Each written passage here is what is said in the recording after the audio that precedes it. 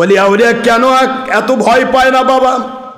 আমি গুনাহগার, ওলিদের পক্ষে থাকি, আমার মালিকের গোলাম, নবীজির গোলাম। এই গোলাম আমি যেখানে যাই, একা একা যাই, আমার একটি চিন্তা হলো, আমার মালিক যদি আমাকে রক্ষা করতে চান, দুনিয়াতে কোনো আগাছা দমনের কাজ যদি আমার যারা থাকে, তাহলে সারা জগতের বাতিল এক জায়গায় হলেও আমার মালিক আমাকে গয়েবী মদদ নাজিল করে বাঁচাবে।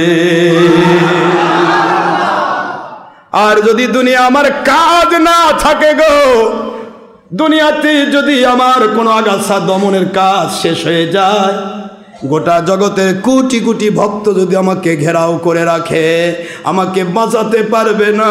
আমার মালিকের ডাকে আমাকে সাড়া দিতে হবে। এইটা হলো আল্লাহওয়ালাদের চিন্তা। এই জন্য দুনিয়াতে কোনো আল্লাহওয়ালার ভয় নেই, ওলিয়া উলিয়ার ভয় নেই। এটাই আল্লাহ বললেন, আলা সাবধান, ইন্না নিশ্চয় আউলিয়া আল্লাহ, আল্লাহর যারা ওলি হয়ে যায়, লা খাউফুন আলাইহিম ওয়ালা হুম ইয়াহজানুন, তাকে কখনো ভয় দেখানো যায় না রে, তাকে চিন্তায় ফেলানো যায় না। গোটা জগৎ একত্রিত হবে তার বিরুদ্ধে, কিন্তু কোনোদিন তাদের গুনার মতো সময় হবে না। একটু জোরে বলতে হবে সুবহানাল্লাহ।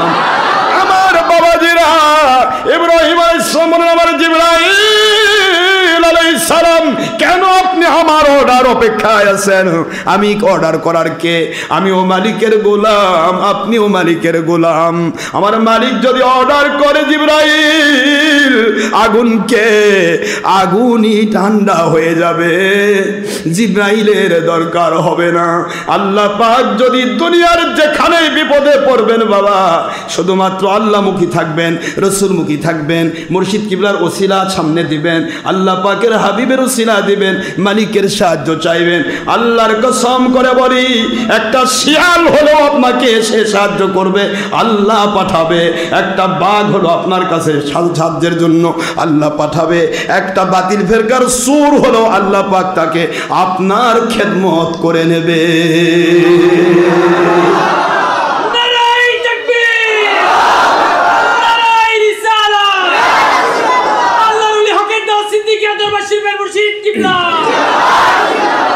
এটার নাম হলো গয়েবী মদদ। এর নাম কি?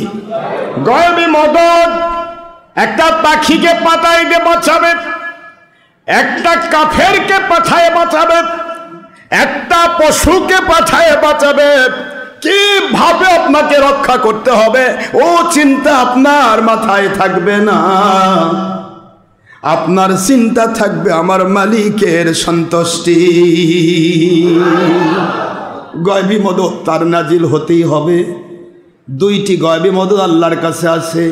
যদি আল্লাহ অনাদি অনন্তকালের জান্নাতে ঢুকায় দিতে চান অ্যাডভান্স, তাহলে আপনাকে আল্লাহ পাক হত্যা করার সুযোগ দিয়ে, শহীদ হওয়ার সুযোগ দিয়ে, পিপিলিকা দংশন করলেও যে কষ্ট হবে না, এমন কষ্ট আপনাকে পেতে দেবে না।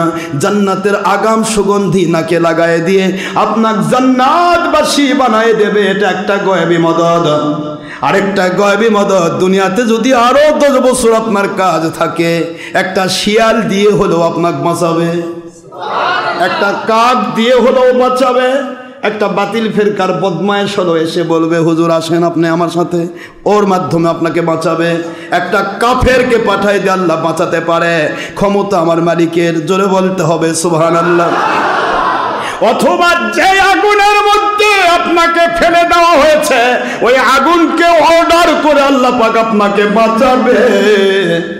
যে পানিতে অর্ডার করে, যে পানিতে ফেলে দিয়ে মারার চেষ্টা হচ্ছে, ওই পানিকে অর্ডার করে দিয়ে আল্লাহ আপনাকে বাঁচাবে। যেই জেলের ভিতরে, যেই ফাঁসির মধ্যে আপনাকে ঝুলানো হচ্ছে, ওই ফাঁসি যদি আমার মালিক না চান, দুনিয়াতে সবাই চাইবে, মালিক যদি না চায়, ওই ফাঁসির আসরে আপনাকে ফাঁসির দড়িকে আল্লাহ ফুলের মালা বানায় দিয়ে বাঁচাবে। বিশ্বাস থাকবেন। আনা ইন্দা জন্নে আব্দে বি, আল্লাহ পাক বলেন বান্দা আমাকে নিয়ে যত বলিষ্ঠ ধারণা করবে, আমি সেই বলিষ্ঠ সাহায্য তার জন্য পাঠাবো। আপনাকে বিশ্বাস রাখতে হবে, কোনো দুনিয়ার কিছুই না। যা সাহায্য করবে আপনাকে 10 টাকা দিয়ে একদম সাহায্য করে, বুঝতে হবে এই ব্যক্তিটাকে আমার মালিক পাঠিয়েছে। আমার কথা বোঝেন নাই? আপনাকে যে 1 ঘন্টা টাইম দিয়ে কেউ সহায়তা করে, বুঝতে হবে এই লোকটাকে 1 ঘন্টা টাইম দেওয়ার জন্য আমার আল্লাহ পাঠাইছে, লোকটাকে আল্লাহ কবুল করেছে। আপনাকে শ্রম দেওয়ার জন্য কাউকে পাঠিয়ে দেওয়া হয়, বুঝতে হবে ওকে আল্লাহ সেটিং করেছে, আপনি কাউকে সেটিং দেননি। হকের দাওয়াতের দিকে তাকান, একটা ব্যক্তিকে আমি সেটিং করিনি, করেছি? এই যত সেটিং দেখতেছেন সব আমার আল্লাহর প্রদত্ত। আমার মালিকের কাছে আমার বলা আছে, ওফা উবিদ আমরি ইলাল্লাহ, ওফা উবিদ হাদিহি দরবারিন ওয়া মাদ্রাসাতিনা ওয়া তালিবে ইলমিনা ওয়া মুরিদ মুতাকিন মুদাক্কার ওয়া ইনসা ইলাল্লাহ ইলা ইয়াউমিল কিয়ামা ইন্নাল্লাহা বাসীরুম বিল ইবাদ। আল্লাহ আমার এই দরবারে প্রতিটি ইট আমার আল্লাহর গায়বী মদদ। বিশ্বাস হচ্ছে না? এই দরবারে যে পয়সা, একটি পয়সা কোনো জালেমের নয়, আমার আল্লাহর গায়বী মদদ। এখানে কিছু করতে যাওয়া মানে আল্লাহর সাথে যুদ্ধ করা। কি মনে করছেন আপনি? এই দরবারের প্রতিটি শ্রম, এই যে ছোট্ট ছোট্ট শিশুগুলি, ছোট্ট ছোট্ট শিশু এবং যে মানুষগুলি আমাকে সহায়তা করছেন, প্রতি ব্যক্তি আমার আল্লাহর পক্ষ থেকে পাঠানো গায়বী মদদ। আমার জিন্দেগি আমার মালিকের গায়বী মদদের বাইরে নয়। এবং মালিক যখন দেখবেন কারো দ্বারা যে এই ব্যক্তিটার দ্বারা এই দরবারের বা আমার এই ওলির ক্ষতি হবে, আমাকে সিলেকশন দিতে হবে না, আমাকে বাদ দিতে হবে না, কুদরতিভাবে আল্লাহ বাদ দেওয়ার ব্যবস্থা করে দেবেন। কারণ আমি সোপর্দ করেছি কার কাছে? একটু জোরে বলতে হবে, আমি সোপর্দ করেছি কার কাছে? তাই কোথায় কি ঘটছে রাতের অন্ধকারে, দিনের আলোতে, প্রকাশ্যে গোপনে কোথায় কি ঘটছে ওটা আমি দেখতে পারবো না, মনিটরিং করার ক্ষমতা আমার নেই, আমার মালিকের আছে। আমার মালিক দেখবেন, মালিক ওই জায়গাতে ওটা কন্ট্রোল করবেন ইনশাআল্লাহ। বলেন। এই জন্য বলছি আমরা মালিকের গায়বী মদদে আওতাভুক্ত। বাবা, কোনো জায়গাতে আমরা কারো উপর নির্ভরশীল নই। কে আসলো কে গেল, জীবনে আমি দেখলাম বহুত, এ পর্যন্ত যত হেলাল থেকে শুরু করে যত দেখেছি আমি, আমার জীবনে আমি যত দেখেছি যে কত লোক শয়তান দ্বারা আক্রান্ত হয়ে সত্য থেকে বঞ্চিত হয়েছে, কত ভিক্ষুক হলেও আল্লাহর গায়বী মদদ দিয়ে আমার সাথে মৃত্যু পর্যন্ত লেগে থেকেছে। কথা কি বুঝতে পেরেছেন? কাজেই এগুলা নিয়ে চিন্তা নেই, কে আসলো কে গেল, কয় লোক বাড়লো কয় লোক কমলো, কে মারার ফন্দি করলো, কে হাদিয়ার পোটলা নিয়ে আসলো, কে আদর করে মাথায় তুলে নিও, আর কে ভণ্ড বললো, কে অলি বললো, কে প্রশংসা করলো। যে অলি বললো প্রশংসা করলো তার প্রশংসা তাই সে বাড়াচ্ছে। কোনো গাছের যদি ফলের যদি প্রশংসা করেন, ওই ফলটার প্রশংসা না, ওটা মালিক ফল দিছে, মালিকের প্রশংসা হচ্ছে, মর্যাদা আপনার বাড়বে। সুবহানাল্লাহ বলবেন না? কোনো অলির প্রশংসা যদি হয়, সেটা অলিটা পাঠাইছে কে? তাহলে প্রশংসা হবে আল্লাহর। এ আল্লাহ আপনার মর্যাদা বাড়াই দিবে। পৃথিবীতে মর্যাদাবানের মর্যাদার দিকে তাকিয়ে কেউ যদি মর্যাদা দেয়, সম্মান দেয়, ওই ব্যক্তিটাকে আল্লাহ পাক ওই সম্মানটা ঘুরিয়ে তার উপর এটা আপতিত করে। সম্মানীকে সম্মানের দিকে তাকিয়ে কেউ যদি সম্মান দেয়, ওই ব্যক্তিকে আল্লাহ পাক অচিরেই সম্মানিত বানিয়ে দেন। আর সম্মানীকে সম্মানী দেখার পরেও তাকে যখন কেউ নেগলেক্ট করে, তাকে যখন অন্যায়ভাবে তার বিরোধিতা করে, আল্লাহ পাক অচিরেই তাকে ওই ব্যক্তিটাকে গজব দিয়ে আযাব দিয়ে তার কলিজার মধ্যে অশান্তি সৃষ্টি করে দেয়। নাউযুবিল্লাহ। এই জন্য প্রতিটা জিনিস খেয়াল রাখবেন, মালিকের গায়বী মদদের বাইরে আমরা কেউ নই। হকের দাওয়াতে কাজ চলছে। আপনার বলেন তো, এই কোটি কোটি টাকা কে দিছে? কোনো জায়গা থেকে নিয়েছি? বলতে পারবেন কেউ? প্রতিটি জিনিস আমার মালিকের গায়ব। আমি আপনাকে বললাম না, অ্যাকাউন্টে 4 লক্ষ টাকা দিয়ে বসে আছে একজন, তার খবর জানি না। আজও আমি খবর পাইনি কে 4 লাখ টাকা পাঠালো। বক্সে এমন আমি দেখি, আমার এই বক্সগুলি যেগুলি আছে, আমার কোনো নিজস্ব কোনো ব্যক্তি সত্তা নীতি নেই, আমার কোনো হিসাব নিকাশ নেই। আপনারা বক্সে দেন, আমি গুনাহগারকে মাহফিলগুলো করি, মাহফিল থেকে টাকা নিয়ে আসি। মানুষ মাহফিলে দিচ্ছে 10,000, যদি 10,000 দেবে, 50,000 দিল, আমি নিয়ে এসে শুধু রেখে দেই। আমি কাজ শুধু করি, ওখান থেকে ঘুরে ঘুরে দেখা যাচ্ছে কাজ হয়ে যাচ্ছে কোটি কোটি টাকার, কিন্তু আমি কামাই করেছি মাত্র কয়েক লাখ।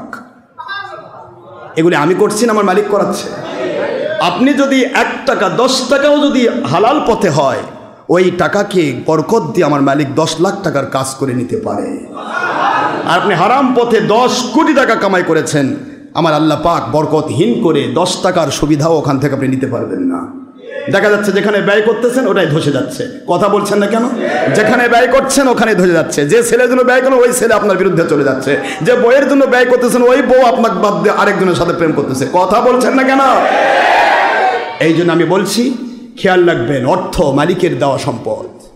গয়বী মদদ একটা আলাদা জিনিস।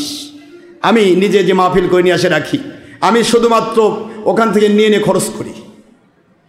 আর আপনারা যে বক্সগুলিতে দিচ্ছেন, এই বক্সগুলিতে দিচ্ছেন, আমি বক্সে এমনও পেয়েছি বক্সে লাখ লাখ টাকা দিয়েছে, লোকের নাম নেই। এটাই আমার জিন্দেগি। আমি কারো পকেট গুনবো না, কোনো ব্যক্তিকে আমি গুনবো না যে ওই ব্যক্তি আমার এখানে সে শ্রম দেবে। ও মালিক, কার শ্রম আপনার কাছে পছন্দের, ওই ব্যক্তিটাকে শ্রম দেওয়ার জন্য আপনি পাঠিয়ে দেন। ও মালিক, কার অর্থ আপনার কাছে পছন্দের, যার অর্থ কবুল করে আপনি তাকে নবীর জান্নাতের সাথী বানাতে চান, এমন ব্যক্তিগুলিকে বাছাই করে আমার দরবারের কাজে আপনি টাকা নিয়ে পাঠিয়ে দেন। কার সময় আপনার কাছে পছন্দের, ও আল্লাহ, ওই মানুষগুলিকে আমার মসজিদে এসে জুমার নামাজে ঘন্টার পর ঘন্টা সময় দিয়ে হেদায়েতের পথ প্রসার করে ওদেরকে নবীর জান্নাতের সাথী হিসেবে কবুল করে। যাকে তাকে হবে না বাবা। সবাই হেদায়েত পাইলে আবার জাহান্নামে যাবে কে? কথা বলছেন না কেন? সবাই হেদায়েত পাবে? মাইয়াহদিল্লাহু ফাহুয়াল মুহতাদি ওয়া মান ইউদ্লিল ফালান তাজিদ লাহু ওয়ালিয়াম মুরশিদা।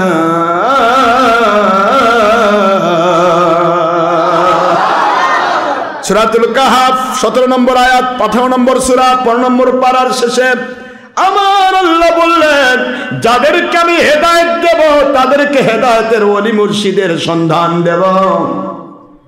যারা হেদায়েত প্রাপ্ত হবে না, গুমরাহ পথভ্রষ্ট জাহান্নামী, ওরাই হবে ওলির দুশমন। ওলিকে ভণ্ড বলবে, ওলির বিরোধিতা করবে, ওলির বিরুদ্ধে চলে যাবে।